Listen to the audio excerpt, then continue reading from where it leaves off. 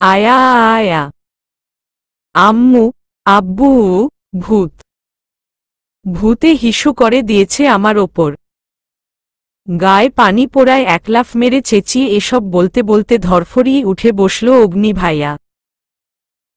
আর প্রতিবারের মতোই ধরফরিয়ে ঘুম থেকে উঠতে যেয়ে উদ্ভট সব বাক্য উচ্চারণ করে বসল ইজ্জতের ফালুদা বানিয়ে।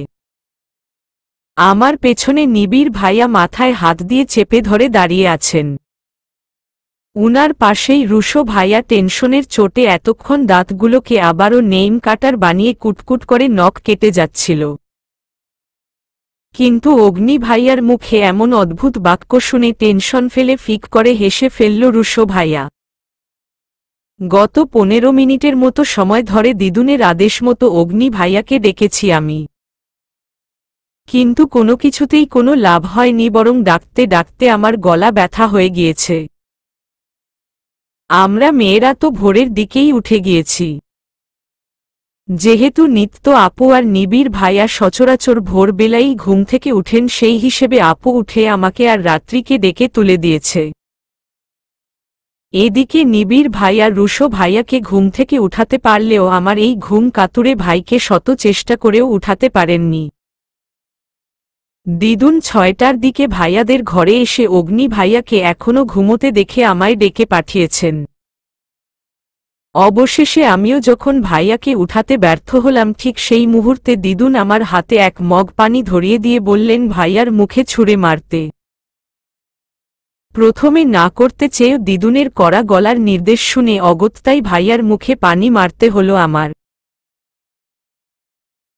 অগ্নি ভাইয়া চোখ ভালো করে ডলে নিয়ে মগ হাতে আমায় দাঁড়িয়ে থাকতে দেখে দিল এক ধমক।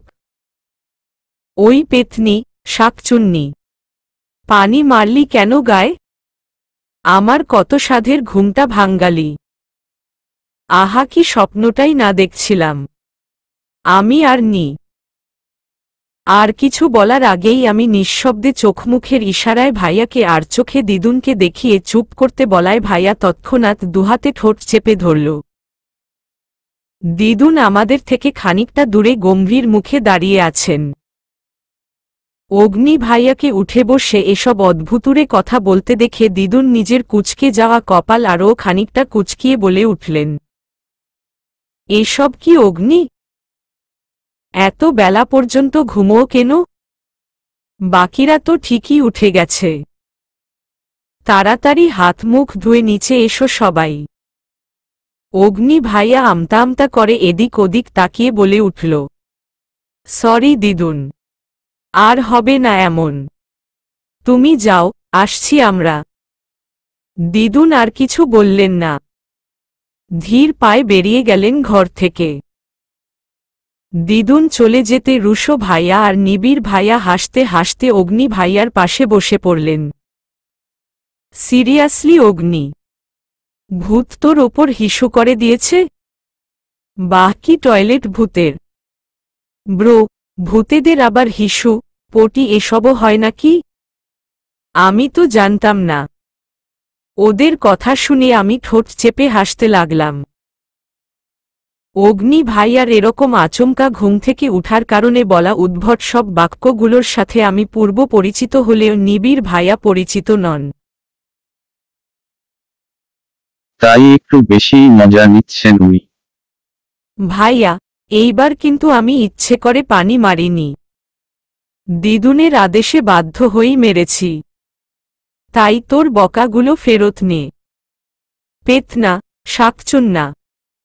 অগ্নি ভাইয়া আমার কথায় চোখ ছোট ছোট করে বলে উঠল, পেতনি আর শাকচুন্নির কোনো মেল ফর্ম নেই, ডাফার। আমি ডোন্ট কেয়ার ভাব নিয়ে কপালের ওপর পড়ে থাকা চুলগুলো মুখ বাঁকিয়ে ফু দিয়ে সরিয়ে বলে উঠলাম, সো হোয়াট? না থাকলে নাই, আমি বানিয়ে নিলাম। আমার কথায় রুশো ভাইয়া আর নিবিড় ভাইয়া আগের থেকে আরও উচ্চস্বরে হেসে উঠল। এদিকে অগ্নি ভাইয়া রেগে বোম্ব হয়ে তবে রে বলে তাড়া করতেই আমি হাসতে হাসতে এক ছুটে ঘর থেকে বেরিয়ে পড়লাম। হা, যা করে করুক ভাই, আমি আগে পালাই বাবা। ভাগ্যিস আমরা বুদ্ধি খাটিয়ে পেস্ট আর ব্রাশ সঙ্গে করে নিয়ে এসেছিলাম, নয়তো আর সবার মতো নিমের ডাল দিয়ে দাঁত মাজতে হতো আমাদের। বাড়ির নিয়ম সকালে ঘুম থেকে উঠে ফ্রেশ হয়ে 20 মিনিট হাঁটাচলা করা। সেই সুবাদেই বাড়ির পাশের রাস্তাটায় হাঁটছি আমি, নিত্য, আপু আর রাত্রি। ভাইয়ারা সবাই উল্টো দিকে হেঁটে গিয়েছে। ওদিকটায় গ্রামের একটা ক্লাব আছে, আর তার পাশেই আছে একটা পুকুর। ওদিকে পরিবেশটা অনেক সুন্দর, কিন্তু আমি যাচ্ছি না অন্য একটা কারণে, আর সেই কারণটা হলো ভুট্টু। ভুট্টু কোনো মানুষের নাম নয়, এটা হলো সৈকত কাকুদের পোষা কুকুরের নাম। ওটাকে দেখলেই আমার ছোটবেলার কুকুরের তাড়া খাওয়ার সিনটা মনে পড়ে যায়, যার ফলে নিজেকে কন্ট্রোল করতে না পেরে দেই এক দৌড়। তবে বিপদে আমি কখনোই পড়িনি। বিপদে তো পড়ে আমার পেছনে থাকা মানুষজন, ঠিক যেমনটা পড়েছিল সাদা বিলাই। কুকুরটা আমায় ধরতে না পেরে উনাকে তাড়া করেছিল। এখনো সাদা বিলাইয়ের পেছনে ওই কুকুরটার দৌড়ানোর দৃশ্য মনে পড়লেই পেট ফেটে হাসি বের হয় আমার। কিরে, হাসছিস কেন? রাত্রির প্রশ্নে ভাবনা জগৎ থেকে বেরিয়ে এলাম আমি।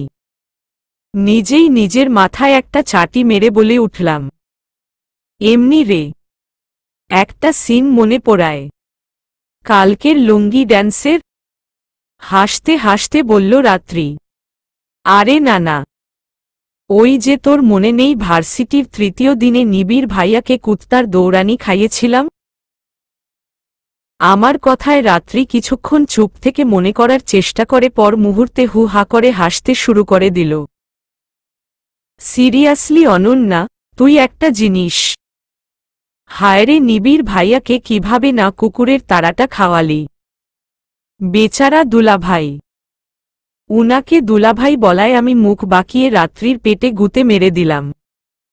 নিত্য আপু আমাদের কাছে এগিয়ে এসে বলল, এই অনন্যা, তোমাদের দাদুবাড়িতে চা খায় তো সবাই?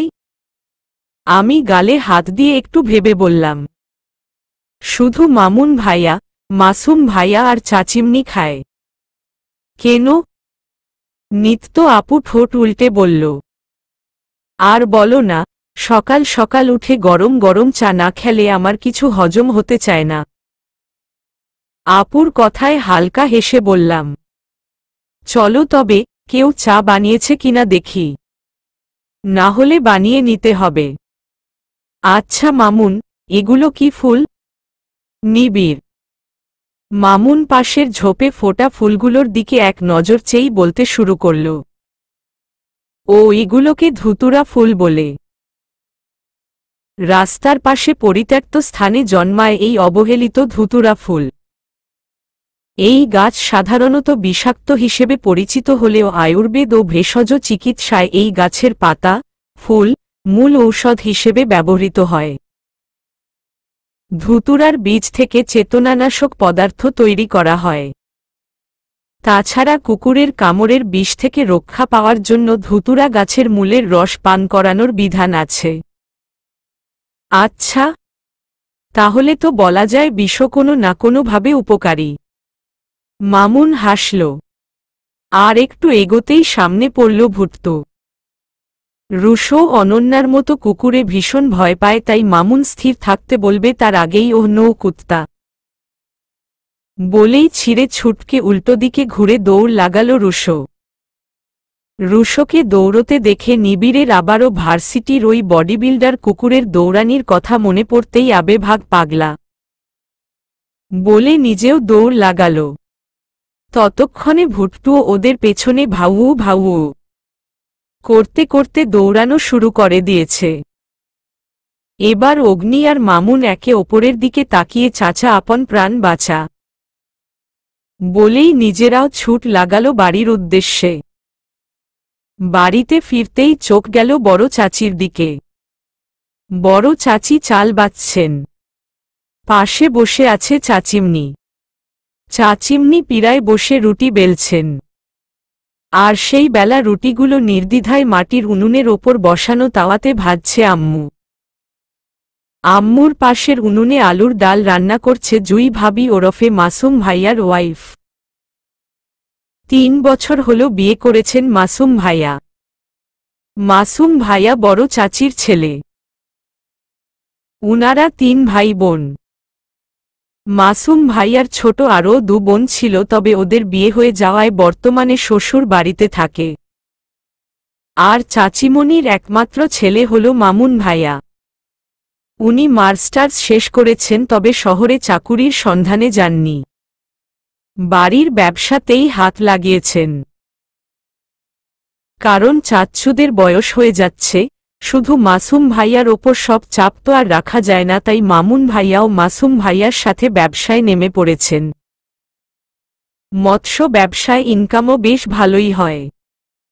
তবুও দিদুনের কথা মতো কেউই প্রয়োজন ছাড়া কোনো খরচ করে না। খুব সাধারণভাবেই চলাফেরা করে সবাই। চায়ের কথা মনে পড়তেই আমি পা টিপে টিপে আম্মুর পাশে গিয়ে কানে ফিসফিস করে বললাম, আম্মু চা হবে? আম্মু আমার দিকে তীক্ষ্ণ দৃষ্টি নিক্ষেপ করে আস্তে করে বলল, তুই আবার চা খাওয়া শুরু করলি কবে? গলা ব্যথা করছে নাকি? আরে না না আম্মু, আসলে নিত্য আপু প্রতিদিন সকালে চা খায়, তুমি তো জানো। তাই বলছিলাম আর কি। ওমা তাই তো, বলেই গিয়েছিলাম। আচ্ছা তুই যা, রুটি ভাজা হয়ে গেলে চা বসাচ্ছি। আমি মাথা নাড়িয়ে খুশি মনে আপুর পাশে এসে দাঁড়াতেই পেছনে থেকে দিদুনের গলা পেয়ে উল্টো দিকে ঘুরে তাকালাম।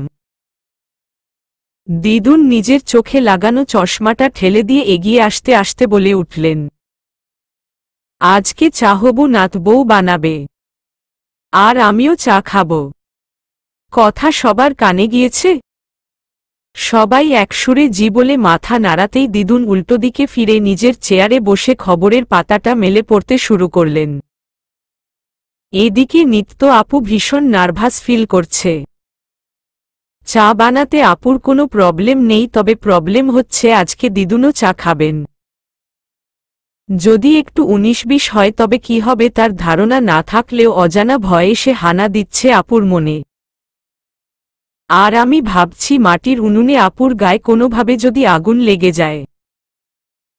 তাছাড়া এমনিতেই তাপের কারণে চুলোর আশেপাশেই যেতে পারি না আমি। আপুর ফর্সা মুখ আজকে টমেটোই হয়ে যাবে নির্ঘাত। এর মধ্যেই ভাইয়ারা এসে হাজির হল। দেখেই বোঝা যাচ্ছে দৌড়াদৌড়ি করেছে 3 জন মিলেই ভীষণ। কি জানি ভুট্টুর তারা খেলো টেলো না তো। ওটা যে শেয়ানা কুকুর অপরিচিত কাউকে দেখলেই তো গলা ফাটিয়ে চেঁচাতে থাকে। ইভেন একটু টেরিবেরি করলে পেছনে পেছনে ছুটো লাগিয়ে দেয়। হা, আর ইদানিং কেন জানি ভাইয়াদের দেখলে আমার শুধু একটা কথাই মনে হয়। কথাটা কিছুটা এরকম, 3 মাথা 6 কান, যেখানেই যাবে সেখানেই অপমান। ভাইয়ারা ভেতরে ঢুকতেই আম্মু রুটি ভাজতে ভাজতে অগ্নি ভাইয়াকে উদ্দেশ্য করে বলে উঠল, অগ্নি, দেখ দরজার পাশে একটা হাঁড়িতে দুধ রাখা আছে, হাঁড়িটা নে আয় তো বাবা। আচ্ছা আনছি বলে ভাইয়া হাঁড়িটা নেওয়ার আগেই রুশো ভাইয়া অগ্নি ভাইয়াকে থামিয়ে দিয়ে ভাব নিয়ে বলল, হেই ব্রো চিল না, আমি নিয়ে যাচ্ছি বলে রুশো ভাইয়া হাঁড়িটা নিয়ে দুধাপ দিতেই ডাস্যস। পুরো উঠান জুড়ে নীরবতা। আমি হা করে মাথায় হাত দিয়ে সামনের দিকে তাকিয়ে আছি। অগ্নি ভাইয়া আর নিবিড় ভাইয়া এতক্ষণে দুহাত দিয়ে মুখ ঢেকে ফেলেছে। পুরো উঠান জুড়ে দুধের ছড়াছড়ি। রুশো ভাইয়ার গা থেকে টপ টপ করে দুধ পড়ে যাচ্ছে। এত বড় হাঁড়িতে মিনিমাম 3 কেজি দুধ তো ছিলই। তার অর্ধেক ছিটকে রুশো ভাইয়ার গা ভিজিয়ে দিয়েছে, আর বাকি অর্ধেক উঠানে ছিটকে উঠানে গড়িয়ে পড়েছে। একবার আশেপাশে চোখ বুলিয়ে নিতেই সবাইকেই হা করে থাকতে আবিষ্কার করলাম আমি। শুধুমাত্র দিদুনের চেহারায় অবাকের বিন্দুমাত্র রেশ নেই। দিদুন নিজের চোয়াল শক্ত করে তীক্ষ্ণ দৃষ্টিতে রুশো ভাইয়ার দিকে তাকিয়ে আছেন। যার অর্থ আর কিছুক্ষণের মধ্যেই ভয়াবহ কিছু হতে চলেছে। রুশো ভাইয়া ফ্লোরে ছড়িয়ে ছিটিয়ে থাকা দুধের বন্যার দিকে স্থির দৃষ্টি রেখে পর মুহূর্তে মুখ তুলে তাকিয়ে সবার রিয়াকশন আর চোখে দেখে নিয়ে কাচুমাচু করে ঠোঁট উল্টাল। দিদুন বসা থেকে উঠে দাঁড়িয়ে ধীর পায়ে খানিকটা এগিয়ে রাগান্বিত কণ্ঠে বলে উঠলেন, সালমা, ওকে পুরো উঠান মুছতে লাগিয়ে দাও। মুছা হয়ে গেলে লালুবলুর ঘরে পাঠিয়ে দুধ দুইয়ে আনতে বলো। সময় 1 ঘন্টা। এর মধ্যে আমি ফিরে এসে যেন সবকিছু আগের মতো পাই। বলেই দিদুন গটগট করে হেঁটে ঘরে চলে গেলেন আর রেখে গেলেন ধকধক করতে থাকা আমাদের ছোট্ট ছোট্ট কলিজাগুলোন। রুশো ভাইয়া গাভীর দুধ দুইবে? এও সম্ভব? এই কাহিনীর পর রুশো ভাইয়া এতক্ষণে পারলে বোধহয় এক লাফে মাটি ফাঁক করে ভেতরে ঢুকে পড়ত। দিদুন একটু পরপরই এসে দেখে যাচ্ছে যে আমরা কেউ রুশো ভাইয়াকে হেল্প করছি কিনা। তাই ভাইয়াকে কেউ একটু হেল্পও করতে পারছি না। কোনোরকমে কাপড় দিয়ে উঠান মুছে উঠল রুশো ভাইয়া। কিন্তু এবার কি হবে? নিবিড় ভাইয়া আর অগ্নি ভাইয়া দুজনেই কপাল চাপড়াচ্ছে। এদিকে রুশো ভাইয়া নখ কামড়ে ভাবছে দুধ দুইবে কিভাবে। নিত্য আপু আর আমি অসহায় দৃষ্টি নিক্ষেপ করে চেয়ে আছি ভাইয়ার দিকে। বাড়িতে কেমন যেন থমথমে পরিবেশ। শুধুমাত্র একটা মানুষই এখন মুখ টিপে হেসে যাচ্ছে। সে হলো আমার বেষ্টু রাত্রি।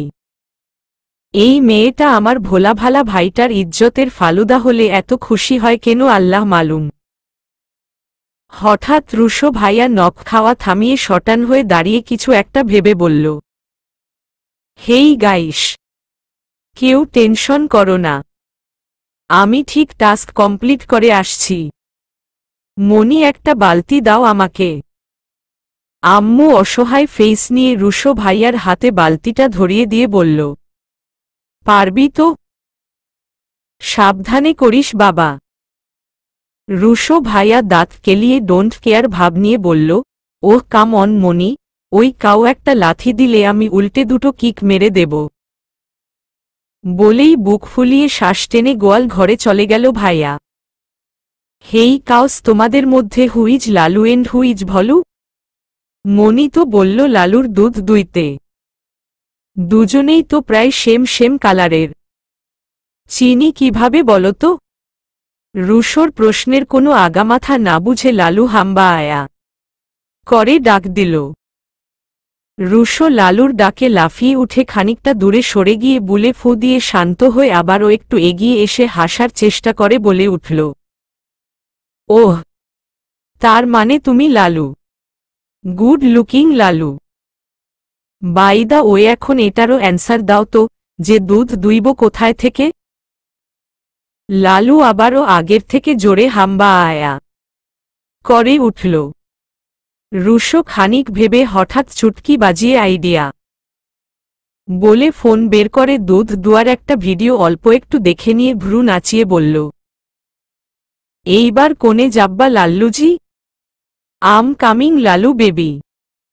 বলেই লালুর কাছে গিয়ে আস্তে করে বালতিটা নিচে রেখে দিল রুশো।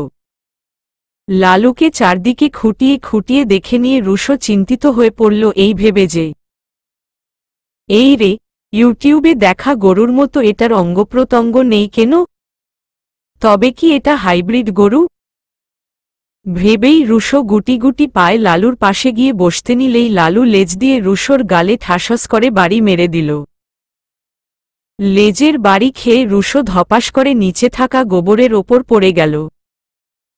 ও মাই গড, এই চিপকু গামের মতো এগুলো কি? বলে নিজের বাম হাত গোবরে ছুঁয়ে মুখের সামনে ধরতেই ওহ নুইট স্পটি কাউ ডানগ ইজাক কক বলে নাকমুখ শীতকে উঠতে নিলেই আবারও গোবরে পালে গে স্লিপ কেটে সোজা লালুর গায়ের সাথে লেগে যায় রুশো। লালু রেগে গিয়ে পেছনের পা দিয়ে রুশোর পেছনে লাথি মেরে দিতেই আয়া বলে চিৎকার দিয়েই ধপাস করে সামনে রাখা পাতার ঝুড়ির ওপর মুখ থুবড়ে পড়ে যায় রুশো। বাইরে থেকে রুশো ভাইয়ার চিৎকার শুনে ধরফরিয়ে উঠে পড়লাম আমি। অগ্নি ভাইয়া আর নিবিড় ভাইয়া মাথায় ধপ করে হাত দিয়ে অপরের দিকে এক নজর তাকিয়ে এই খাইছে রে বলেই ছুট লাগালো গোয়াল ঘরে। এদিকে আমরা আল্লাহ আল্লাহ করে যাচ্ছি। নির্ঘাত লালু রেগে গিয়ে লাথি মেরে দিয়েছে ভাইয়াকে। তবে লালু তো সচরাচর এরকম রেগে যায় না, খুব শান্ত স্বভাবের লালু। আবার লালুর ঠিক উল্টো হচ্ছে ভলু, ভীষণ রাগী। আশেপাশে গেলেই গুঁতো মারতে এগিয়ে আসে ভলু। কিছুক্ষণ পরই রুশো ভাইয়ার দুবাহু ধরে নিয়ে এলো অগ্নি ভাইয়া আর নিবিড় ভাইয়া। রুশো ভাইয়ার প্যান্ট গোবরে মাখামাখি, মুখ চোখের অবস্থা করুন, চুলগুলো এলোমেলো হয়ে ধুলোয় লুটুপুটু খেয়ে গেছে। রুশো ভাইয়াকে এমন অবস্থায় দেখে আম্মু আর চাচিমনি ছুটে গিয়ে হন্তদন্ত হয়ে ভাইয়াদের জিজ্ঞেস করল, এ কি, রুশোর এই অবস্থা হলো করে? আম্মুর প্রশ্নে অগ্নি ভাইয়া মুখটা পেঁচার মতো বানিয়ে উত্তর দিল, গাভীকে ছেড়ে ষাঁড়ের দুধ দুইতে গেলে এর থেকে কম আর কি হতে পারে? গালে হাত বসে গভীর ভাবনার জগতে ডুব দিয়েছি আমি। পাশেই রাত্রি হাসির সাথে যুদ্ধে নেমে পড়েছে।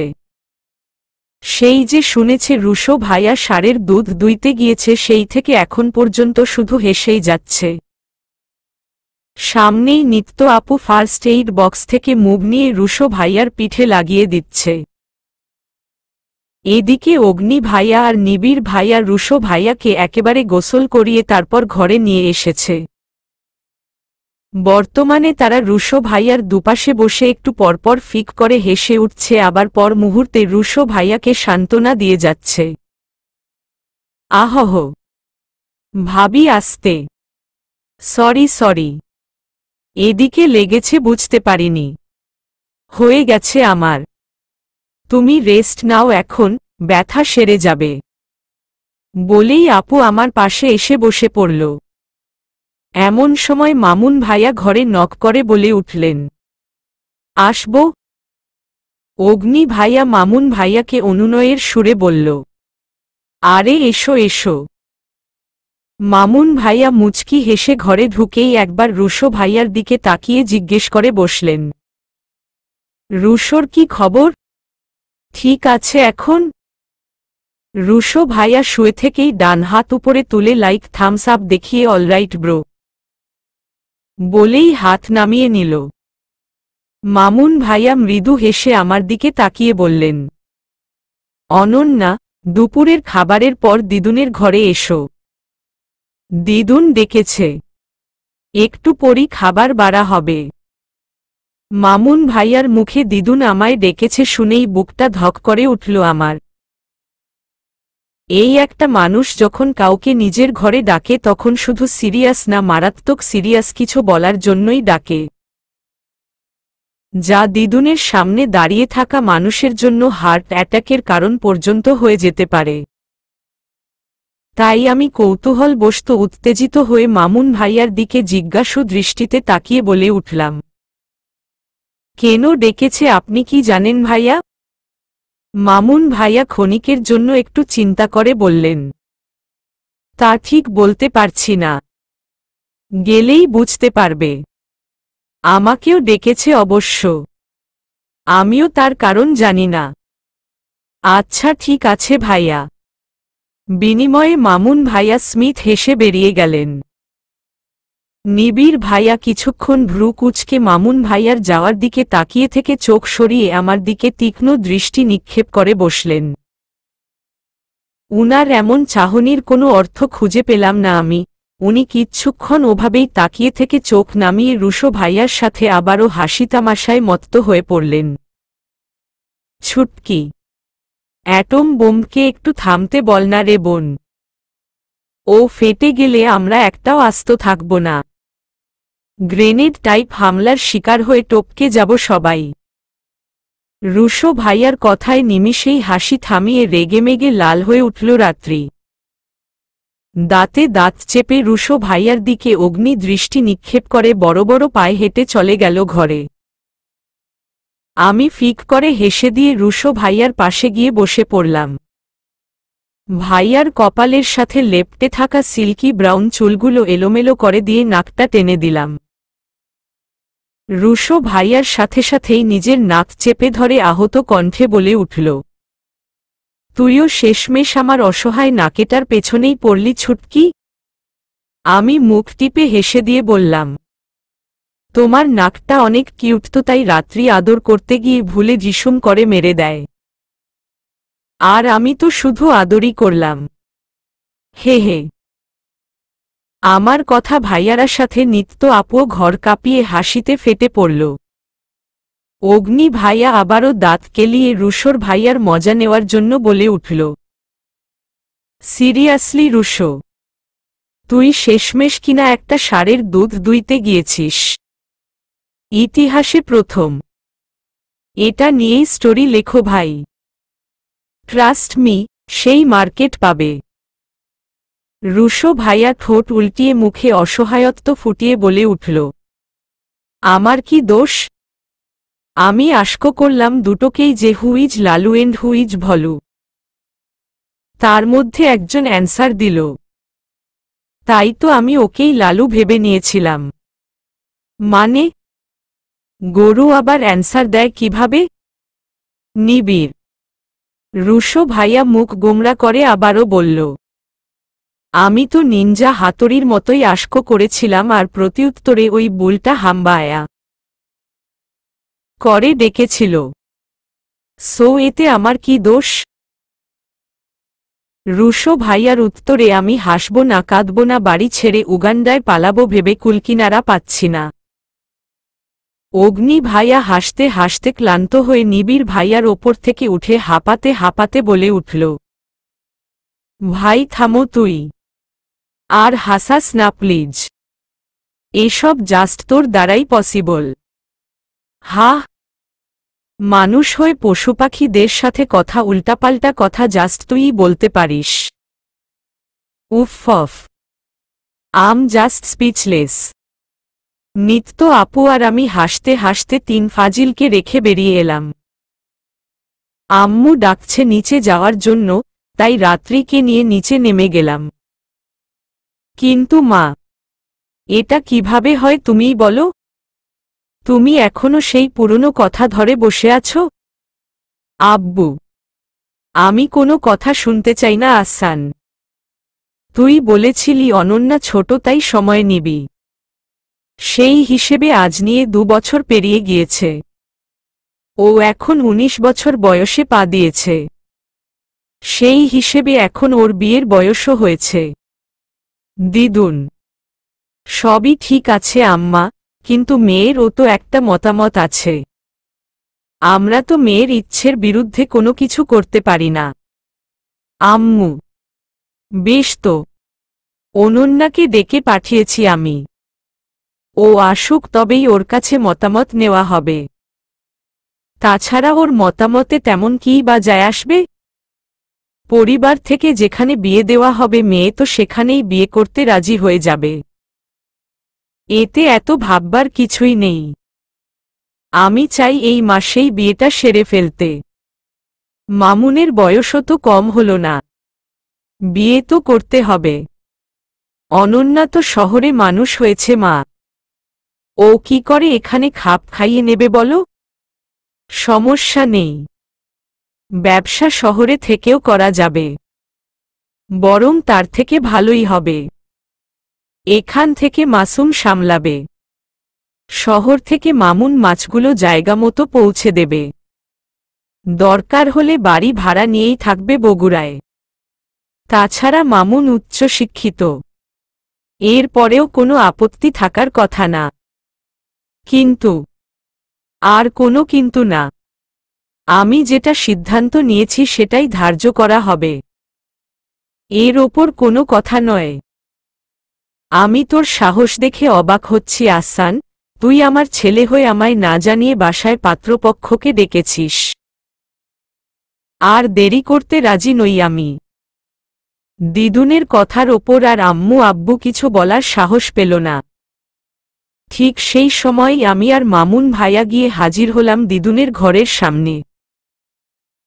একটা দীর্ঘশ্বাস ফেলে বুক ফুলিয়ে সাহস নিয়ে ধীর পায়ে দরজার কাছে দাঁড়িয়ে দিদুনকে উদ্দেশ্য করে বললাম, দিদুন, আসব?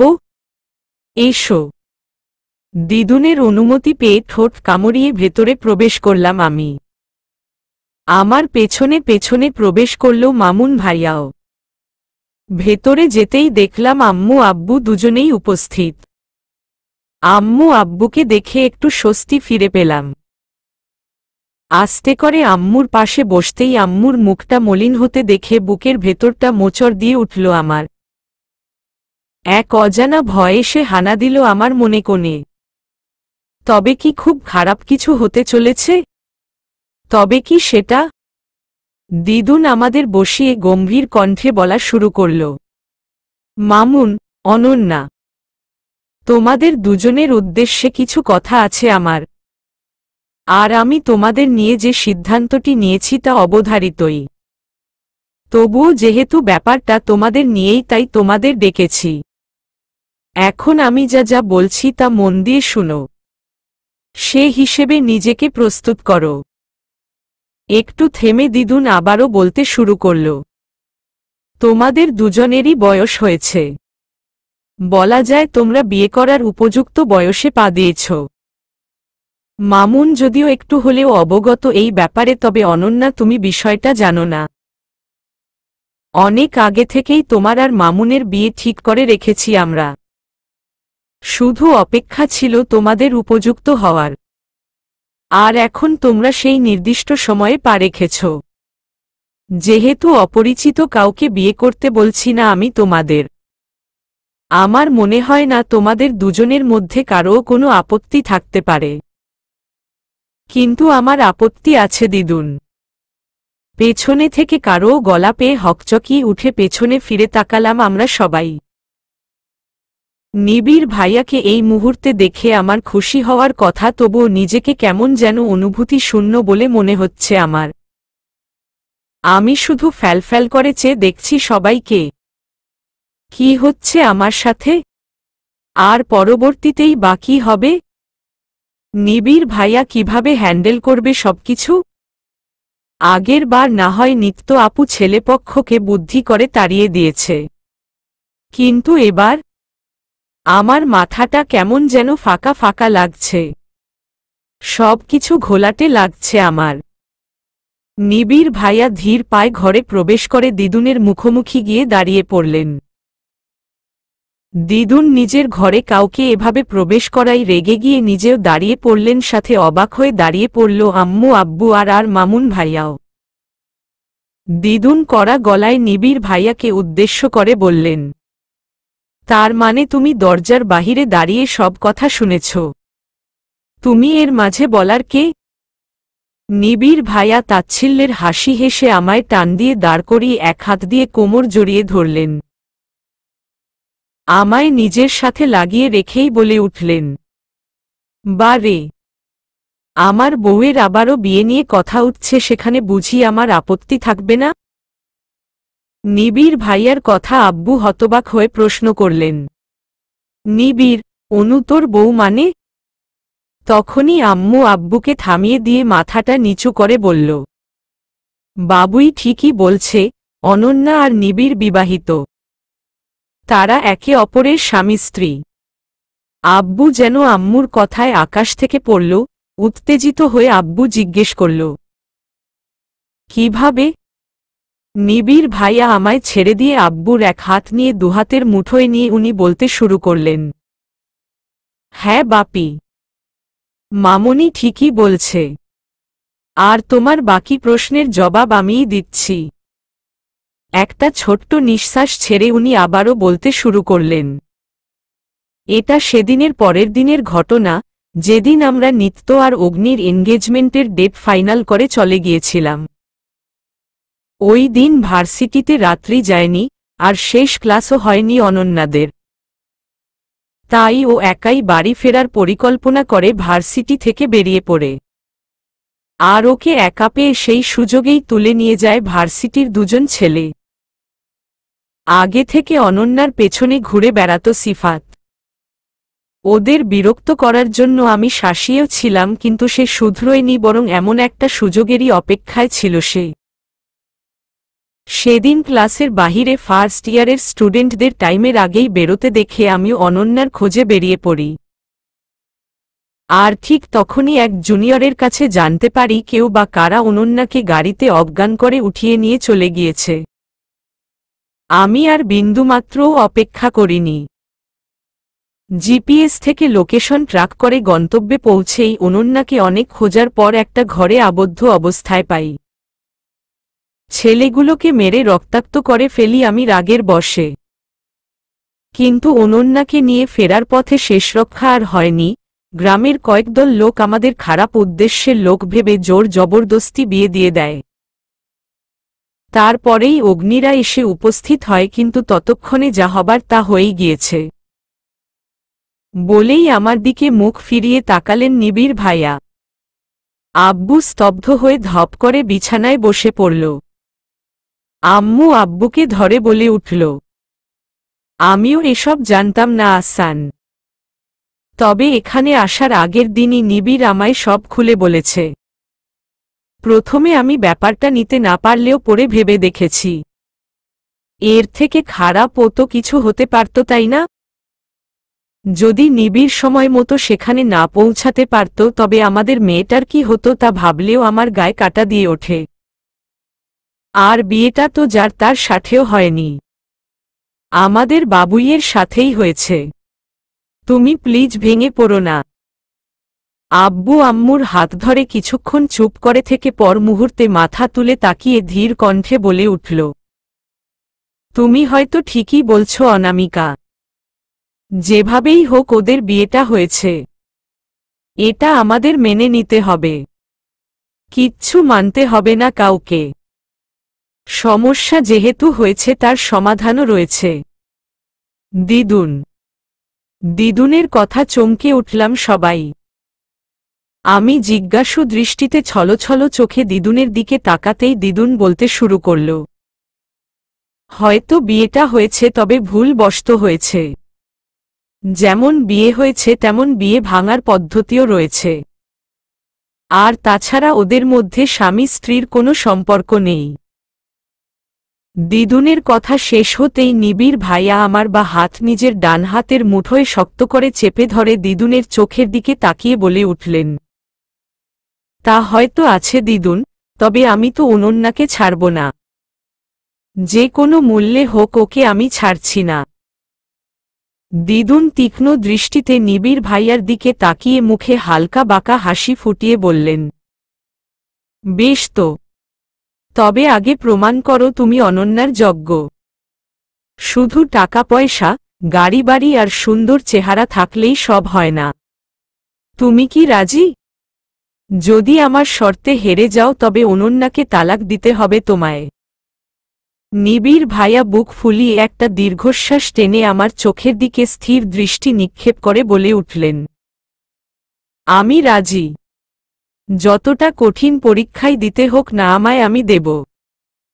নিবিড় ভাইয়ার উত্তরে দিদুন রেগে গেলেন না, বরং এক রহস্যময়ী হাসি হেসে কাল থেকে তোমার পরীক্ষা শুরু হবে। ঘরে যেতে পারো। যেটুকু সময় পাচ্ছ বিশ্রাম করে নাও। বলেই দিদুন নিজের চেয়ারে গা এলিয়ে দিয়ে চোখ বুজে ফেললেন। আমি এতক্ষণ শুধু রোবটের মতো দাঁড়িয়ে দাঁড়িয়ে সবকিছু দেখছিলাম। মুখ ফুটে কিছু বলবার শক্তিই যেন হারিয়ে ফেলেছিলাম আমি। হয়তো বলতে চাচ্ছি অনেক কিছুই, কিন্তু বলা হয়ে উঠছে না। কথাগুলো মুখ নিঃসৃত হবার পূর্বেই গলায় এসে জোট পাকিয়ে যাচ্ছে। মামুন ভাইয়া দিদুনের কথা শেষ হতেই মাথা নিচু করে বেরিয়ে গেলেন। আম্মু আব্বু আমাদের নিয়ে দিদুনের ঘরের দরজা চাপিয়ে দিয়ে চিন্তিত মুখ নিয়ে নিবিড় ভাইয়ার দিকে তাকালো। দরজার বাহিরে বেরোতেই নিত্য আপু, রাত্রি, রুশো ভাইয়া আর অগ্নি ভাইয়াকে দাঁড়িয়ে থাকতে দেখলাম আমি। তার মানে এতক্ষণ ওরা ভেতরের সব কথাই শুনেছে। আম্মু নিবিড় ভাইয়ার মাথায় একবার আর আমার মাথায় একবার হাত বুলিয়ে দিয়ে বলে উঠল, জানি না আম্মা ঠিক কোনো কঠিন পরীক্ষায় ফেলছে তোদের। সফল হোস বাবুই। নিবিড় ভাইয়া মুচকি হেসে আম্মুকে জড়িয়ে ধরে বললেন, তোমরা পাশে থাকলে আর কিছু চাই না মামনি। আমাদের জোড়া তো ওই উপর থেকে সেটিং করা আছে। দিদুনের এই ছোট খাটো পরীক্ষায় ফেইল করব না আমি। Don't worry. রাত 2:16। আমার চোখে ঘুমের টিকিটিও নেই। সারা রাত টেনশন আর কথা বলতে বলতেই নিত্য আপু আর রাত্রি একটু আগেই ঘুমিয়ে পড়েছে। তবে শুধু ঘুমোতে পারিনি আমি। অদ্ভুত সব ভাবনা এসে জমে যাচ্ছে মনে কোঠায়। নিজেকে বড্ড অসহায় লাগছে আমার। কোনো গোলকধাঁধায় বসবাস করছি আমি, যেথায় নেই আমার কোনো হস্তক্ষেপ নেই কোনটা সইচ্ছে। আমি আর ভাবতে পারছি না। প্রকৃতির হাওয়াটা গায়ে মাখানোর বড্ড প্রয়োজন এখন। যদি পারতাম কোনো কিছুর বিনিময়ে নিজের সব দুশ্চিন্তা, মন খারাপের কারণ ধুয়ে মুছে খিলখিল করে হাসতে তবে তাই করতাম। ছিমছাম দোতলা পেরিয়ে ছাদের সরু পথে এক পা দুপা করে এগিয়ে যাচ্ছি। সচরাচর এত রাতে একা একা কোনোকালেই আমার সাহস হয় না ছাদে আসার। তবে আজ যেন কোনো ভয়ই কাজ করছে না মনের ভেতর।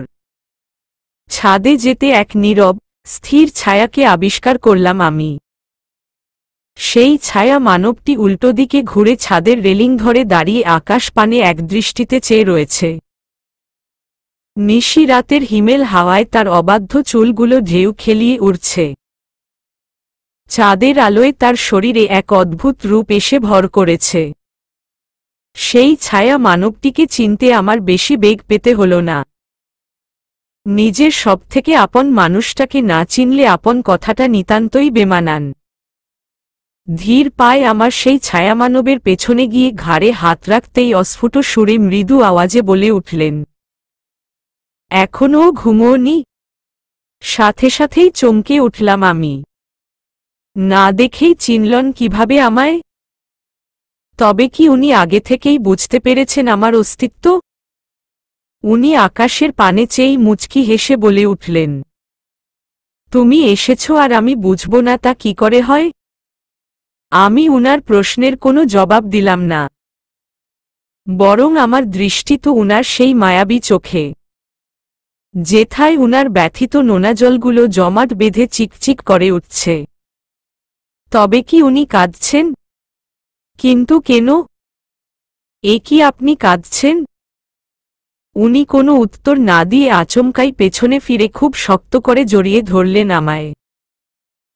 আমার ঘাড়ে মুখ গুজে দিয়ে চাপা কণ্ঠে বলে উঠলেন, আমায় ছেড়ে যাবে না তো অনন্যা?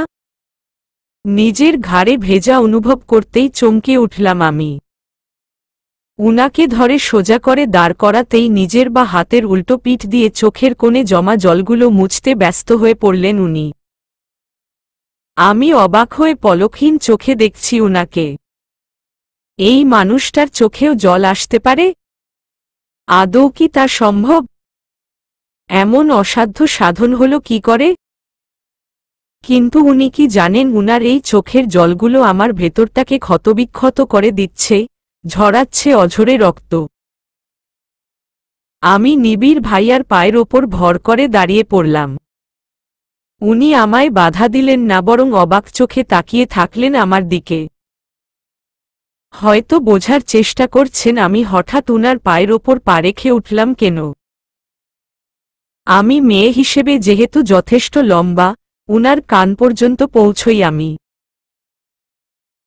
তাই সহজেই উনার পায়ের ওপর ভর করে উঠায় অনেকটাই মুখোমুখি হয়ে পড়লাম।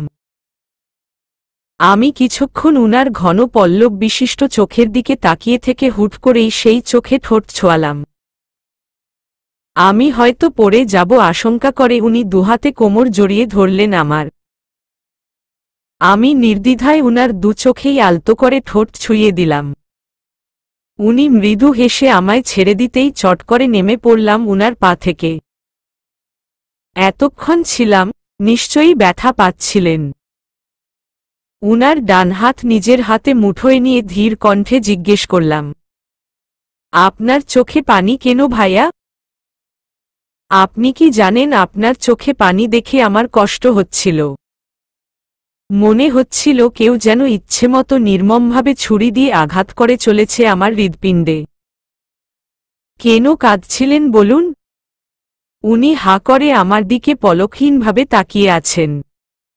হয়তো ভাবতেই পারেননি আমি এমন কিছু করব। পর মুহূর্তে নিজেকে সামলে নিয়ে আবারও উল্টো দিকে মুখ ফিরিয়ে আকাশের পানে দৃষ্টি নিক্ষেপ করে বসলেন উনি। আমিও তৎক্ষণাৎ উনার পাশেই রেলিং ঘেঁষে দাঁড়িয়ে পড়লাম উত্তরের আশায়।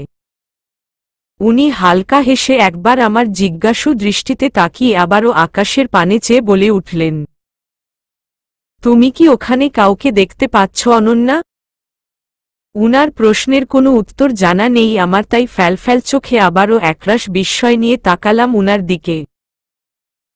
উনি আবারও বলতে শুরু করলেন, ওখানে আমার আম্মু থাকে জানো।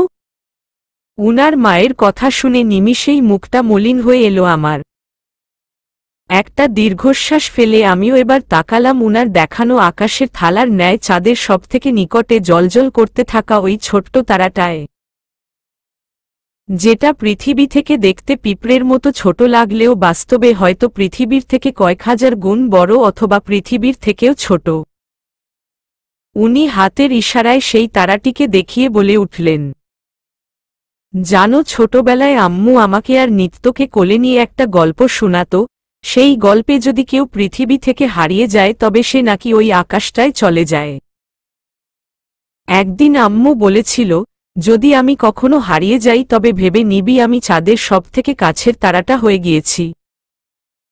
আমি সায়েন্সে পড়াশুনো করি, জানি সেটা হয়তো বা কোনো নক্ষত্র অথবা কোনো গ্রহ যা চাঁদের মতো সূর্যের থেকে আলো সংগ্রহ করে ছড়িয়ে দিচ্ছে, তবুও কেন যেন মনে হয় ওই তো ওটাই আম্মু, দূর থেকে আমাদের দেখছে। তাই রোজ রাতেই একবার হলেও ওই আকাশটায় আমার হারিয়ে যাওয়া আম্মুকে খুঁজে বেরোই আমি।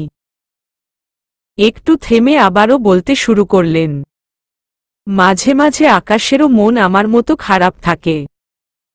তখন আকাশে ভিড় করে ঘন কালো মেঘ। এই মেঘগুলো খুব বাজে হয় জানো, শুধু শুধু আমার আম্মুটাকে ঢেকে দেয়।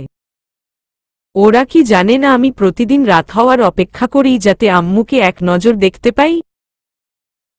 উনার কথার মাঝেই কখন যে টপটপ করে গাল বেয়ে নোনাজল গড়িয়ে পড়তে শুরু করেছে তার খেয়ালই নেই আমার। নিবিড় ভাইয়া আকাশের থেকে দৃষ্টি সরিয়ে আমার দিকে তাকাতেই আঁতকে উঠলেন। অস্থির হয়ে তৎক্ষণাৎ কোমর জড়িয়ে ধরে নিজের একদম কাছে নিয়ে গেলেন আমায়।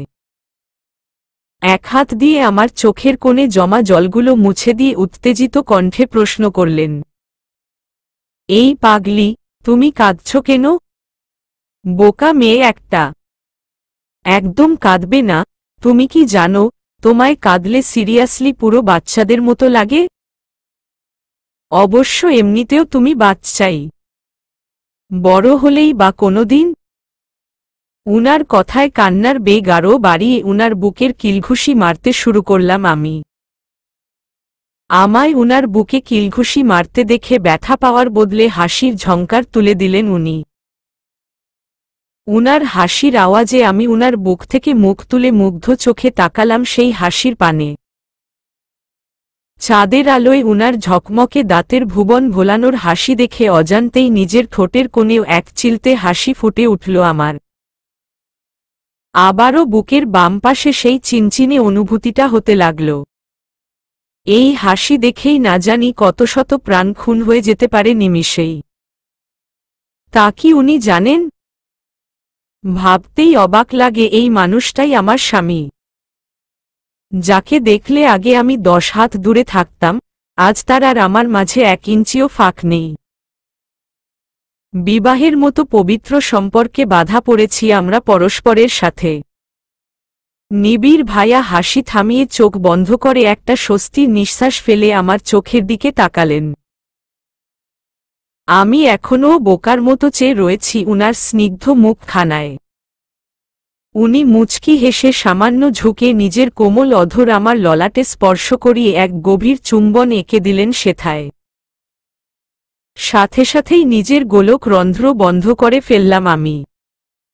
উনার প্রেমময় স্পর্শে এক অজানা শিহরণ বয়ে গেল আমার প্রতিটি শিরা উপশিরায়। আমায় সোজা করে দাঁড়িয়ে করিয়ে নিজের ডান হাত আমার বাম গালে স্পর্শ করে উনি বলে উঠলেন, ঘুমোবে চলো, অনেক রাত হয়েছে। আমার গালে রাখা উনার হাতের ওপর নিজের ডান হাত রেখে আমি বলে উঠলাম, আপনি পারবেন তো সবটা সামলাতে? যদি না পারেন, আমাকে কি একলা রেখে ছেড়ে চলে যাবেন আপনি? উনি নিজের মুখটা আমার মুখের কাছে আরও একটু এগিয়ে নিয়ে এসে শীতল কণ্ঠে বলে উঠলেন, মৃত্যুর আগ অবধি ছেড়ে যাব না পাগলি। ওই এক উপর ওয়ালা ছাড়া আর কারো সাধ্য নেই এই নিবিড়কে অনন্যার থেকে দূরে নিয়ে যাবার, তার প্রেমের থেকে দূরে নিয়ে যাবার। আমি অবাক দৃষ্টিতে উনার দিকে চেয়ে আনমনেই প্রশ্ন করে বসলাম, ভালোবাসেন আমায়? উনি আমার প্রশ্নের জবাব না দিয়ে নিজের কপালের সাথে আমার কপাল ঠেকিয়ে ধীর কণ্ঠে বলে উঠলেন, ভালোবাসলেই বুঝি মুখ ফুটে বলতে হয়? বুঝে নেওয়া যায় না? বা মুখে বললেই বুঝি ভালোবাসা হয়ে যায়? কর্ম দ্বারা কি প্রকাশ পায় না? বিনিময়ে আমি আর কিছু বললাম না। জবাব পেয়ে গিয়েছি আমি।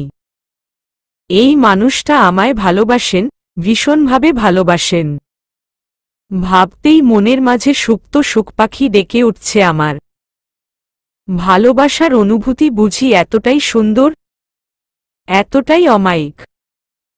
জানালা ভেদ করে সূর্যের তির্যক রশ্মি চোখে পড়তেই কপাল কুঁচকে এলো আমার। বাম হাত চোখের সামনে ধরে আড়মোড়া ভেঙে উঠতেই নজরে পড়ল নিত্য আপুকে। আপু জানালার পর্দা সরিয়ে তার পাশেই চেয়ার টেনে বসে চায়ের কাপের চুমুক দিচ্ছে। আমায় উঠতে দেখেই মিষ্টি করে আপু বলে উঠল, এই তো পাখিটার ঘুম ভাঙল তবে। চা খাবে কি অনন্যা? আমি বাম হাত দিয়ে চোখ চুলকোতে চুলকোতে ঠোঁট উল্টালাম। কাচুমাচু করে জবাব দিলাম, আপু, আমি তো গরম চা খাই না। আপু আমার এমন বোকার মতো জবাবে ফিক করে হেসে বলে উঠল, চা তো গরমই হয়, ঠান্ডা চা খাওয়া যায় নাকি? নিজের বোকামির জন্য নিজেই নিজের মাথায় একটা চাটি মেরে দিলাম। ঘুম থেকে উঠে বোধহয় বুদ্ধিশুদ্ধি লোপ পেয়ে গিয়েছে আমার। এক কথায় বললেই তো হতো যে আমি চা খেতে পারি না। নিত্য আপু আবারও হাসল, হেসে বলে উঠল, আচ্ছা, ফ্রেশ হয়ে এসো। রাত্রি একটু আগেই ফ্রেশ হতে গিয়েছে। এত সকালে আপুর হাতে চায়ের কাপ দেখে আমি একটু ভেবে জিজ্ঞেস করলাম, এত সকালে চা কে বানালো? আপু একটা ছোট্ট নিঃশ্বাস ফেলে বলে উঠল, আমিই বানিয়ে নিলাম। তাছাড়া আজ থেকে সকলের রান্নার দায়িত্ব আমার ওপরে দিয়েছে দিদুন।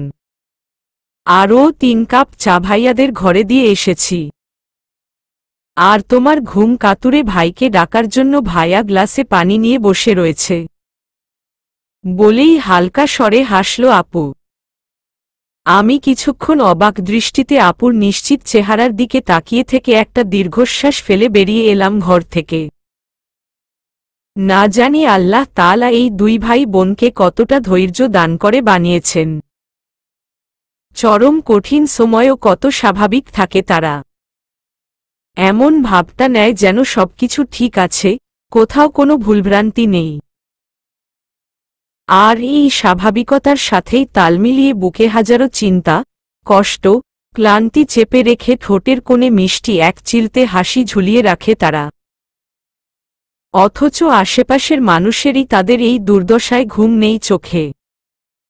পুরো বাড়ির মানুষের রান্না একা হাতে করাটা কি এতটাই সহজ? কখনই না। যেখানে আম্মু, চাচিমনি আর বড় চাচি মিলেও এত রান্না করতে হিমশিম খেয়ে যায়, সেখানে এই বয়সে একা হাতে নিত্য আপু কিভাবে করবে সবটা? এত আর শহর নয় যে ইন্ডাকশন ওভেন অথবা গ্যাস ওভেনে রান্না চাপিয়ে নিশ্চিন্তে একা হাতে সবটা সামলে নেয়া যাবে। এত মাটির উনুন, আগুনের সাথে খেলা করে রান্না করতে হয় এখানে। অভ্যেস ছাড়া আপু পারবে তো? আজ নিত্য আপু রুটি আর আলুর তরকারি বানিয়েছে। কষ্ট হয়েছে বানাতে জানি, তবু আপু হাসি মুখেই রেঁধে সবাইকে খাবার বেড়ে দিচ্ছে। আপুর মুখ লাল হয়ে গিয়েছে, গা ঘেমে একাকার, অথচ তাও আপুর মুখে যেন প্রাপ্তির হাসি। আমার পাশেই বসে আছে অগ্নি ভাইয়া। থরথর করে রেগে কাঁপছে ভাইয়ার পুরো শরীর। নিজের চোখের সামনে আপুর এরকম অবস্থা নিতে পারছে না ভাইয়া। এই নিয়ে দিদুনের কাছে কথা বলতেও চেয়েছে, কিন্তু আম্মু আব্বু ভাইয়াকে থামিয়ে দিয়েছে। যদি হিতে বিপরীত হয়ে যায় সেই আশঙ্কায়। আমার একদম ভালো লাগছে না এসব। রুশো ভাইয়াও দিদুনের ওপর ভীষণ রেগে গিয়েছে। মাঝখান থেকে শান্ত শুধু নিবিড় ভাইয়া।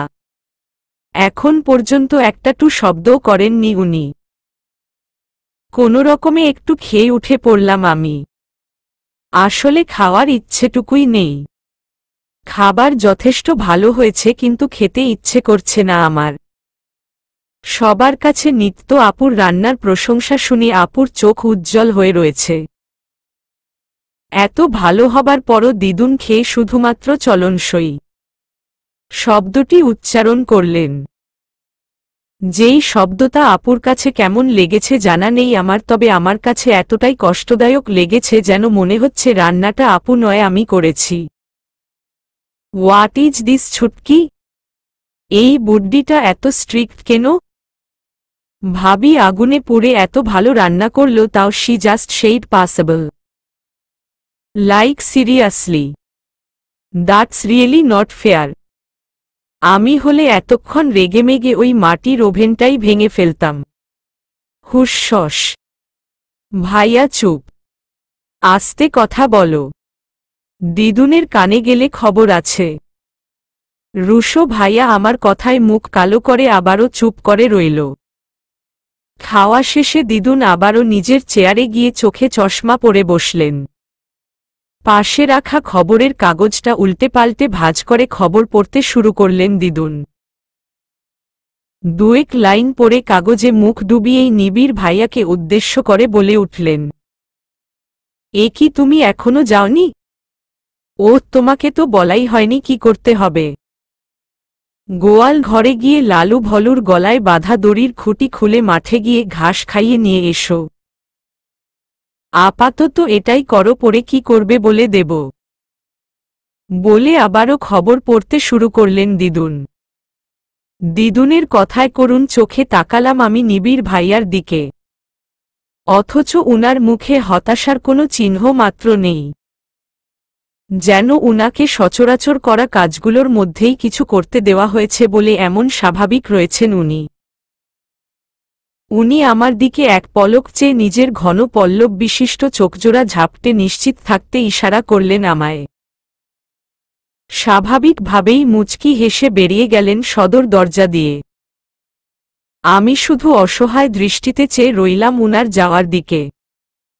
পাশ থেকে রুশো ভাইয়া ভয়ার্ত স্বরে মাথায় হাত দিয়ে বলে উঠল, ওহ নো, আবারও সেই লালুভলু। গোয়াল ঘরে চিন্তিত হয়ে ঠোঁট কামড়ে ধরে আছে নিবিড়। সে ভাবছে একসাথে দুজনকে কি করে নিয়ে যাবে। এমনিতেই তো ভলুকে সামলানো দায়, সেখানে দুটো গরুকে একসাথে নিয়ে যাওয়া এক কথায় অসম্ভব প্রায়। যদি হাত ছুটে একবার পালিয়ে যায় তবে ধরা ছোঁয়ার বাইরে চলে যাবে তারা। এভাবে বেশ কিছুক্ষণ ভেবে নিয়ে প্রথমে লালুকে নিয়ে যাওয়ার সিদ্ধান্তে মনস্থির করল নিবিড়। বিসমিল্লাহ বলে আল্লাহর নাম নিয়ে লালুর দড়ির খুঁটিটা মাটির ভেতর থেকে টেনে তুলে ফেলল সে। দড়িটা শক্ত করে হাতের সাথে পেঁচিয়ে হেঁচকা টান মেরে লালুকে নিয়ে এগোতে লাগল নিবিড়। লালু যেহেতু শান্ত স্বভাবের, তাই গলায় টান পড়তেই এগোতে লাগল সে। প্রায় 10 মিনিটের পথ 30 মিনিটে শেষ করে মাঠে গিয়ে খুঁটি গেড়ে ধপ করে হাঁটুর ওপরে ভর করে বসে পড়ল নিবিড়। ঘেমে শরীরের সাথে পরনের শার্টটা একদম লেপ্টে গিয়েছে। ক্লান্ত হয়ে হাঁপাতে হাঁপাতে হাতের উল্টো পিঠ দিয়ে কপালের ঘামগুলো ঝেড়ে ফেলল সে। এই খাড়া দুপুরের প্রখর রোদের তীব্র তাপে যেন ঝলসে যাচ্ছে পুরো শরীর নিবিড়ের। আজ যেন সূর্যি মামো মনস্থির করেছেন নিজের সর্বোচ্চ তাপমাত্রাটাই পৃথিবীর বুকে ঢেলে দেবেন। কিছুক্ষণ ওভাবেই বসে থেকে উঠে দাঁড়াল নিবিড়। বুক ফুলিয়ে একটা দীর্ঘশ্বাস টেনে আবারও বড় বড় পায়ে হেঁটে চলল সেই কাঁচা রাস্তায়। এবার ১৩ মিনিটের মাথায় বাড়ির পাশের গোয়াল ঘরে এসে পৌঁছল নিবিড়। শরীর ক্লান্ত থাকায় ১০ মিনিটের জায়গায় ৩ মিনিট বেশি লেগে গেল তার। কিছুক্ষণ ভলুর দিকে তীক্ষ্ণ দৃষ্টিতে চেয়ে থেকে খুঁটিয়ে খুঁটিয়ে দেখে নিল ভলুকে নিবিড়। পর মুহূর্তে নিজেকে শান্ত করে পাশ থেকে আমগাছের পাতার ডালটা থেকে কয়েকটা পাতা ছিঁড়ে নিয়ে ধীর পায়ে এগিয়ে গেল ভলুর কাছে। নিবিড়কে নিজের দিকে এগোতে দেখে জোরে হাম্বায়া করে ডেকে উঠল ভলু। বুক ফুলিয়ে একদফা সাহস নিয়ে ভলুর থেকে সামান্য দূরত্ব বজায় রেখে একটা পাতা ডান হাতে নিয়ে ভলুর চোখের সামনে ঘোরাতে লাগল নিবিড়। সেই পাতাটা দেখেই খাওয়ার জন্য নিজের মাথা পাতাটাকে উদ্দেশ্য করে এদিক ওদিকে বাঁকাতে লাগল ভলু। এভাবে কিছুক্ষণ পাতাটা ঘুরিয়ে ভলুর মুখের সামনে ধরতেই নিজের লম্বা জিহ্বা বের করে মুখের ভেতর পাতাটা পুড়ে নিয়ে চাবাতে লাগল ভলু। এভাবে বেশ কয়েকবার পাতা খাইয়ে দিল ভলুকে নিবিড়। পাতাগুলো খেয়ে আগের থেকে অনেকটাই শান্ত হয়ে পড়ল ভলু। নিবিড় সুযোগ বুঝে দড়িতে একবার টান দিতেই আবারও রেগে হাম্বায়া করে ডেকে উঠল ভলু। নিবিড় বুঝল এভাবে ভলুকে নিয়ে যাওয়া যাবে না, তাই আগে ওকে নিজের বশে আনতে হবে। এদিকে এতক্ষণ রোদে থাকায় গলা শুকিয়ে কাঠ হয়ে গেছে তার। এই মুহূর্তে ১ কি ২ গ্লাস ঠান্ডা জল দিয়ে গলাটা ভিজিয়ে নেবার বড্ড দরকার নিবিড়ের। তাই অনিচ্ছা সত্ত্বেও সদর দরজা দিয়ে ভেতরে ঢুকল নিবিড়। নিবিড় ভাইয়াকে বাড়িতে ফিরতে দেখে চোখ জলে ভরে উঠল আমার। উনার ক্লান্তিমাখা শুকনো মুখটা সোজা এসে বুকে বিঁধছে। যদি পারতাম তবে। তুমি ক্লান্ত দুপুরে রৌদ্রমাখা মেঘে ক্লান্তিগুলো দাও ছড়িয়ে। আমি মেঘলা দিনে হাত বাড়িয়ে দেব কষ্টগুলো মুছিয়ে। আয়ানা জাহান নুসরাত। এই লাইন দুটোর মতো উনার সব দুঃখ, কষ্ট, ক্লান্তি ধুয়ে মুছে নিঃশেষ করে ফেলতাম। কিন্তু আফসোস আমি তা পারছি না। কি পারলে না তো? এতটুকুতেই হার মেনে নিলে? দিদুনের উনাকে ব্যঙ্গ করে কথাটা বলায় মুচকি হেসে জগ থেকে গ্লাসে পানি ঢেলে নিয়ে এক নিঃশ্বাসে খেয়ে নিয়ে নিবিড় ভাইয়া বলে উঠলেন, সবে তো শুরু ডিয়ার দিদুন, আগে আগে দেখো হোতা হ্যায় কেয়া। কি ড্রিমার ঠিক ডায়ালগ দিলাম তো নাকি? Correct bro. বলে উনার সাথে হাত উঠিয়ে হাই ফাইভ করল রুশো ভাইয়া। অগ্নি ভাইয়া পকেট থেকে রুমাল বের করে নিবিড় ভাইয়ার কপালের ঘামগুলো মুছে দিল। বিনিময়ে নিবিড় ভাইয়া হেসে অগ্নি ভাইয়ার পেটে নিজের হাতের কুনুই দিয়ে গুঁতো মেরে দিয়ে বলে উঠলেন, যা শালা, বোনকে সামলা, আমি ঠিক আছি। বলেই শার্টের হাতা গুটাতে গুটাতে চলে গেলেন উনি। আমি উনার যাওয়ার দিক থেকে চোখ সরিয়ে একবার দিদুনের দিকে তাকালাম। দিদুনের যেন এতে কোনো হেলদোলি নেই। দিব্যি আগের মতোই বসে রয়েছেন উনি। দিদুনের থেকে দৃষ্টি সরিয়ে বড় বড় পায়ে ঘরে চলে এলাম আমি। কিচ্ছু ভালো লাগছে না আমার। এদিকে নিত্য আপু মাটির উনুনে রান্না চাপিয়ে আগুনের তাপে পুড়ছে, ওদিকে নিবিড় ভাইয়া এই রৌদ্রময় দিনে লালুভলুকে ঘাস খাওয়াতে নিয়ে গেছেন। না জানি কত কষ্ট হচ্ছে দুজনের। নিবিড় ভলুর পাশে খানিকটা দূরে দাঁড়িয়ে আছে। তার ভাবনা সবকিছুরই একটা বিগ পয়েন্ট থাকে, তাই সে ভলুর বিগ পয়েন্টটা খুঁজে বের করার চেষ্টা করছে।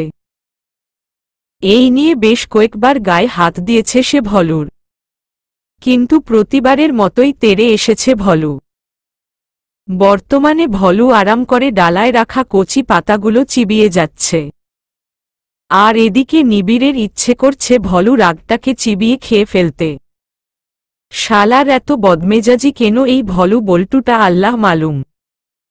লালুটা কত ভদ্র আর এটা একদম ঘাততারা। ডিসগাস্টিং। দাঁতে দাঁত চেপে কথাগুলো বলেই এগিয়ে যেতে লাগল নিবিড়। ভলুর একেবারে পাশে গিয়ে হাঁটু গেড়ে বসে পড়ল নিবিড়। নিবিড়কে পাশে বসতে দেখে ভলু আবারও হাম্বা আয় করে নিজের সিং দিয়ে গুঁতো দিতে উদ্যত হবে তার আগেই নিবিড় ভলুর গলা জড়িয়ে ঝাপটে ধরল ভলুকে। ভলু ছাড়া পাবার জন্য ছুটাছুটি করছে কিন্তু নিবিড় আর ছাড়বে না বলে পণ করেছে যেন। নিজের ডান হাতে ভলুর গলার ঝুলন্ত অংশে হাত বুলাতেই ভলু আস্তে আস্তে শান্ত হয়ে পড়ল। একটা সময় আরাম পেতে পেতে একেবারেই চুপ হয়ে গেল ভ্রু। ভলুকে শান্ত হতে দেখে খুশিতে চোখ চিকচিক করে উঠল নিবিড়ের। হাসতে হাসতে ভ্রুর গলা জড়িয়ে ধরেই নিজের গালের সাথে ভ্রুর গলায় ঘষতে শুরু করল সে। ভ্রু যেন এতে আরো বেশি আরাম পেল। সে নিজেও নিবিড়ের সাথে গাল ঘষতে শুরু করল। নিবিড় ভলুর গলায় হাত বুলাতে বুলাতেই দড়িটা ধরে পিছিয়ে আসতে লাগল। খুঁটিটা টান মেরে তুলে হাতের সাথে দড়িটা শক্ত করে পেঁচিয়ে ধরে ভলুর গলায় হাত বুলাতে বুলাতেই তাকে মাঠে নিয়ে যেতে লাগল সে। অগ্নি ভাইয়া আর রুশো ভাইয়া পায়চারি করছে ঘরের এদিক থেকে ওদিক। আমি আর রাত্রি আপাতত গালে হাত দিয়ে তাদের পায়চারিই দেখে যাচ্ছি। অগ্নি ভাইয়া একটু পরপর খাটে অথবা চেয়ারে একটা করে লাথি মেরে দিচ্ছে, এদিকে রুশো ভাইয়া কপাল চাপড়াচ্ছে। মাঝখান থেকে মুখ ফুলিয়ে রেখেছি আমি আর রাত্রি। নিত্য আপু নিচে রান্নাঘরে রান্না করছে। ভাত আর ডাল হয়ে গিয়েছে, বাকি শুধু মাংস আর মাছ ভাজি। আর আমরা এদিকে অপেক্ষা করছি নিবিড় ভাইয়ার ফেরার। উনি এলেই ভাইয়ারা উনাকে নিয়ে দিঘির পাড়ে যাবে গোসল করতে। অগ্নি। রুশো। গোসলে যাবি না? দেরি হয়ে যাচ্ছে, জলদি নিচে আয়। নিচ থেকে নিবিড় ভাইয়ার গলার আওয়াজ পেয়ে রুশো ভাইয়া আর অগ্নি ভাইয়া দুজন দুজনের দিকে এক পলক চেয়ে আলনা থেকে দুটো গামছা হাতের মুঠোয় নিয়ে তৎক্ষণাৎ ঝড়ের গতিতে নিচে নেমে গেল। পেছনে পেছনে নেমে এলাম আমি, সাথে রাত্রিও। নিচে নেমেই নিবিড় ভাইয়ার মুখটা দেখেই বুকে মোচড় দিয়ে উঠল আমার। উনার ফর্সা মুখখানা একদম লাল বর্ণ ধারণ করেছে। কপাল বেয়ে টপটপ করে ঘাম গড়িয়ে পড়ছে উনার। পর্ণের সাদা শার্টটা একেবারে ভিজে গায়ের সাথে লেগে গিয়েছে। সিল্কি চুলগুলো এলোমেলো হয়ে একাকার। ঘেমে চুলগুলোও ভিজে গিয়েছে উনার। মনে হচ্ছে এইমাত্র গোসল করে গা ভিজিয়ে এসেছেন উনি। কিন্তু এগুলো তো আর পানি নয়, এগুলো উনার শরীর থেকে নিঃসৃত শ্বেতজল। এত ক্লান্ত শরীর নিয়েও কত সহজে মুখে হাসি ফুটে রেখেছেন উনি। উনার এই শুকনো মুখের ক্লান্তিমাখা হাসিটাও কতটা স্নিগ্ধ। নিবিড় ভাইয়া আমার দিকে এক পলক চেয়ে ঠোঁটের কোণের ঝুলিয়ে রাখা হাসির সীমারেখা বৃদ্ধি করে দীর্ঘশ্বাস ছাড়লেন। পর মুহূর্তে ভাইয়াদের নিয়ে বেরিয়ে গেলেন উনি। অনন্যা, চল আমরাও গোসলটা সেরে নেই। আপুর রান্না হলে আবার আপু ঢুকবে তো। আমি রাত্রির দিকে তাকিয়ে চোখের ইশারায় সম্মতি জানিয়ে ধীর পায়ে ওয়াশরুমে ঢুকে পড়লাম। আমার পেছনে পেছনে এলো রাত্রিও। দিদুন আসবো? আরে আয় আয়, খাটে বস। দিদুনের সম্মতি পেয়ে গম্ভীর মুখে দিদুনের পাশে গিয়ে বসল মামুন। মামুনের মুখ গম্ভীর দেখে দিদুন ভ্রু কুঁচকে জিজ্ঞেস করলেন, কিরে মুখটা এমন করে রেখেছিস কেন?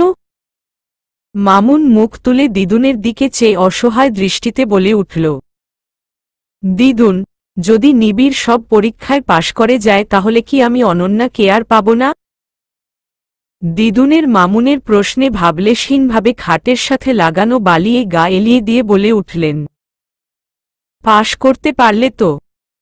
আমি তোদের বিয়ে যখন দেব বলেছি, তখন দেবই। এটা তো কিছুই না। কাল দেখিস কি করি আমি। রাত 10:15। নিত্যর হাতে নিঃশব্দে ঠোঁট বুলিয়ে যাচ্ছে অগ্নি। আর নিত্য গালে হাত দিয়ে অগ্নির পাগলামো দেখে যাচ্ছে। সবাই ঘুমিয়ে গেল। রুশো আর অগ্নি অনন্যাদের ঘরে গিয়ে ইনিয়ে বিনিয়ে নিত্যর সাথে কিছুক্ষণ একলা থাকার জন্য রাত্রি আর অনন্যাকে কিছুক্ষণ ঘর ফাঁকা করতে বলে ঢুকে পড়েছে অগ্নি। অন্যদিকে রুশো রাত্রির সাথে একটু খুনসুটি করবে বলে বুদ্ধি খাটিয়ে অনন্যাকে নিবিড় ডেকে পাঠিয়েছে বলে নিবিড়ের ঘরে যেতে পাঠিয়ে দিয়েছে।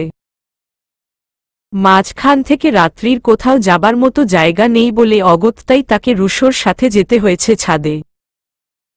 কারণ বাড়িতে যদি ঘুরে বেড়াতে কেউ দেখে ফেলে তবে কেলেঙ্কারি হয়ে যাবে। খুব কষ্ট হয়েছে তাই না? ঈশ্বর, আগুনের আঁচ লেগে কতটা জ্বলে গিয়েছে দেখেছ তুমি? এই জন্যই বলছি চলো চলে যাই। দিদুন যা ভাবে ভাবুক, আমার এসব ভালো লাগছে না একদম। কিন্তু তুমি আমার কথা শুনছই না, বারবার বাধা দিচ্ছ। নিত্য অগ্নির পাগলাময় কপালে হাত দিয়ে বলে উঠল। উফ, অগ্নি, তুমিও না, কাজ শিখতে একটু আধটু চোট তো লাগেই। তেমন কিচ্ছু হয়নি, অনন্যা অয়েন্টমেন্ট লাগিয়ে দিয়েছিল তো। তুমি শুধু শুধু চিন্তা করছ। কাজ শিখতে একটু আধটু চোট লাগবে মানে? কোনো কাজটা পারো না তুমি? আর তাছাড়া রান্না পারো তাই বলে এভাবে কষ্ট করে রান্না করতে হবে না তো তোমায়। আর তুমি প্লিজ দিদুনের হয়ে একটা কথাও বলো না, আমার জাস্ট আর সহ্য হচ্ছে না। আহ, অগ্নি ছাড়ো তো ওসব কথা। কতদিন পর তোমাকে একটু কাছ থেকে দেখতে পেলাম। কোথায় একটু রোমান্টিক মুডে থাকবা তা না? হুহ। কথাগুলো এক নাগারে বলেই মুখ ফুলিয়ে বসল নিত্য। অগ্নি কি করবে ভেবে না পেয়ে বাচ্চাদের মতো টুপ করে ছোট্ট একটা চুমু খেয়ে নিল নিত্যর গালে। কিন্তু নিত্যর রাগ ভাঙার বদলে আরও বেড়ে গেল। চোখ ছোট ছোট করে তীক্ষ্ণ দৃষ্টিতে অগ্নির দিকে চেয়ে নিত্য বলে উঠল। আজ তো নিরামিষ একটা। ভাইয়া আয়া। আমার ডাকে ধরফরিয়ে উঠে বসে পড়লেন নিবিড় ভাইয়া। অবাক দৃষ্টিতে আমার দিকে তাকিয়ে বলে উঠলেন, এ কি তুমি এখানে? অগ্নি, রুশো গেল কই? উনার এমন প্রশ্নে নিমিষেই ভ্রু কুঁচকে এলো আমার। আমি পাল্টা প্রশ্ন করে বসলাম, আপনিই তো আমায় ডেকে পাঠালেন। রুশো ভাইয়া তো তাই বলল। আর পাশের ঘরে নিত্য আপুর কাছে অগ্নি ভাইয়া গিয়েছে। আমার কথায় হকচকিয়ে উঠে পর মুহূর্তে নিজেকে শান্ত করে বলে উঠলেন, একটু চোখ লেগে যেতে না যেতেই বান্দর দুটো হাওয়া হয়ে গেল। আমাকে বোকা বানিয়ে উনার কাছে পাঠানো হয়েছে বুঝতে পেরে ঠোঁট উল্টালাম আমি। উনি কিছু একটা ভেবে হেঁচকা টান মেরে নিজের বুকের ওপর ফেললেন আমায়। দুহাতে আমার কোমর জড়িয়ে ধরে শীতল কণ্ঠে বলে উঠলেন, এবার ঘুমটা ভালো হবে আমার। উফ, কত ধকল গিয়েছে আজ। তুমিও ঘুমোও, গুড নাইট। বলে আমায় নিজের বুকে জড়িয়েই চোখ বন্ধ করে ফেললেন উনি। উনার এমন অদ্ভুত কাণ্ডে হতবাক হয়ে চোখ বড় বড় করে ফেললাম আমি। উনার থেকে নিজেকে ছাড়ানোর জন্য নড়াচড়া করতেই উনি চোখ বন্ধ রেখেই ধমকে উঠলেন, আহহ, মাছের মতো নড়াচড়া করছো কেন? ডিস্টার্ব করো না তো, চুপচাপ ঘুমোতে দাও। I'm really very tired. আর কিছু বললাম না আমি। এমনিতেই আজ অনেক পরিশ্রম করেছেন উনি, কিন্তু তাই বলে এভাবে ঘুমোবেন? আমি কি অপদার্থ নাকি যে ওজনশূন্য বলে চুপটি করে বুকের ওপর উঠিয়ে রেখেছেন? আমার যে বুকের বাম পাশের হৃৎপিণ্ডের সিস্টোল-ডায়াস্টোল রেট বেড়ে যাচ্ছে তা কি উনি জানেন? এই বুড়িটাকে আমার একদম সহ্য হচ্ছে না। ইচ্ছে তো করছে পাতিলের কালি গিয়ে পুরো মুখে লেপে দিয়ে আসি বুড়িটার। রাত্রির কথা শুনে উচ্চস্বরে হো হো করে হাসতে শুরু করল রুশো। রুশোর হাসি দেখে রাত্রি আগের থেকেও আরও রেগেমেগে বোম্বাই মরিচের মতো ঝাঝালো কণ্ঠে বলে উঠল, আপনি হাসছেন? আপনার কি মনে হচ্ছে আমি মজা করছি? রুশো দুহাতে পেট চেপে ধরে হাসতে হাসতে বলে উঠল, আরে না না, অ্যাটম বোম্বের কাছ থেকে এটাই আশা করা যায়। By the way I have a plan. রুশোর মুখের প্ল্যানের নাম শুনতাই রাগ ভুলে উত্তেজিত কণ্ঠে জিজ্ঞেস করে উঠল, কি প্ল্যান? রুশো নিজের পকেটে হাত ঢুকিয়ে একটা পলিথিন বের করে রাত্রির সামনে ধরল। রাত্রি ভেতরে কি আছে বুঝতে না পেরে জিজ্ঞেস করল, কি এটা? রুশো ভ্রু নাচিয়ে দাঁত কেলিয়ে বলে উঠল, বিছুটি পাতা। বিছুটি পাতা সম্বন্ধে রাত্রির জ্ঞানের ভাণ্ডার শূন্য, তাই ঠোঁট উল্টে সে আবারও জিজ্ঞেস করল, এটা আবার কিসের পাতা? আর এটা দিয়ে হবেই বাকি? রুশো একটা রহস্যময়ী হাসি দিয়ে বলে উঠল, এর নাম বিছুটি গাছের পাতা। পাতা এর আরেক নাম হল ছুতরা গাছের পাতা। এর বৈজ্ঞানিক নাম হল ট্র্যাজিয়া ইনভেলুক্রেটা। এই গাছটা ইউফোরবিয়াসেই পরিবারের একটি উদ্ভিদ। একে উত্তরবঙ্গের লোকেরা ছোতরা গাছ অথবা চুলচুইল লাগাছ বলে থাকে, তবে এর শুদ্ধ নাম বিছুটি গাছ। আর এর পাতা এগুলো দেখেই পাতাগুলোর নাম বিছুটি পাতা। রাত্রি কিছুক্ষণ রুশোর বলা বিছুটি পাতার ডিটেইলস শুনে মাথা ঘুরিয়ে বলল, সে যাই হোক, এটা দিয়ে হবেটা কি? আরে মেরি অ্যাটম বোম, এটা এমন একটা উদ্ভিদ যার পাতা, রস অথবা পাতার গুঁড়ো শরীরে লাগলে চুলকানি শুরু হয়। এবার নিশ্চয়ই বুঝে গেছো আমরা ঠিক কি করতে যাচ্ছি। রুশোর আইডিয়া বুঝতে পেরে রাত্রি নিমিষেই চোখ দুটো রসগোল্লার সাইজ বানিয়ে ফেলল। চলবে।